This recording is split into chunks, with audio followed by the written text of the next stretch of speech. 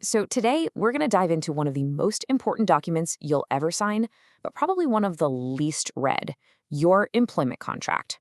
It's the rulebook for your job, and knowing what's actually in it, well, that's everything. Okay, let's be honest for a second. Have you ever just scrolled right to the bottom, clicked I agree, and signed on the dotted line without reading all the fine print? Yeah, we've all been there.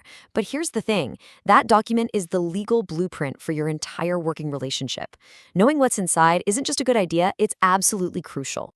All right. First things first, what even is an employment contract? Let's call this part the handshake, because this is right where the relationship officially kicks off. Okay, so here's the textbook definition. Your contract is the legal foundation of your job. It spells out all the rights and all the duties, not just for you, but for your employer too. You can really think of it as the official rulebook for the game. Now, this is where it gets interesting. The starting point for the law is this idea called freedom of contract. And what that means is, it assumes that when you and your employer sign that paper, you're both equals, coming to the table with the same amount of power. But does it really feel that way in the real world? I mean, probably not. And our source material just hits the nail on the head with this quote. For most of us, the terms are already set. It's a take it or leave it kind of deal. And that right there highlights this fundamental power imbalance that the law has to step in and address. So to try and balance things out, labor law builds in some special protections, things you can't just sign away in a contract. For example, there are really strict rules about when young people can work, and there are guaranteed rights for women, like maternity leave, and protection from being fired while on that leave. These aren't suggestions, they're non-negotiable legal safeguards. Okay, moving on. Let's get into your rights and duties. We're calling this section the give and take, because it really is the ground rules for the entire relationship. It is absolutely a two-way street. As an employee, you have a right to things like a safe workplace and equal pay for equal work. But your employer has rights too. The right to set business goals, manage the team, and so on. It's all about finding that balance of what each side is entitled to. And the same exact thing goes for duties. You have a duty to, use your skills, follow reasonable instructions, and keep company secrets secret.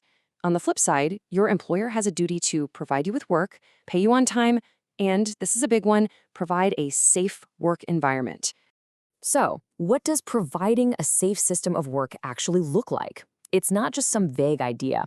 The law actually breaks it down into four key parts for the employer: making sure you have the right tools, hiring competent people to work with you, having a smart system for how the work gets done, and making sure there's good supervision. That duty to keep you safe lasts for your entire employment. But, well, not all jobs last forever, right? Which brings us to our next section, ending the employment relationship, or the parting of ways. A contract doesn't always end with a dramatic, "you're fired" or "I quit." It can end for all sorts of reasons. It could be something like a long-term illness, or maybe the company itself closes down. Sometimes it's just a mutual agreement, or one party giving the other proper notice. Now, listen up, because this is a really important one. People use the words termination and dismissal like they're the same thing, but legally, they're very different. Termination is the general, catch-all term for a contract ending, usually with all the proper steps, like notice.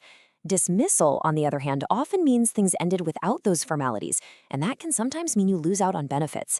So yeah, the words really, really matter here. And what about redundancy? That's another specific one you hear a lot. Redundancy is when your job is eliminated, not you. Maybe new tech makes the role obsolete or the company restructures. The key thing to remember is that it's about the position no longer being needed, not about your performance in it. All right, for our final section, let's look at what happens when things go wrong. What if one side doesn't hold up their end of the bargain? This is the aftermath. So, if a contract is broken, the law has a few potential fixes. The most common one is damages, which is basically money to compensate for the loss.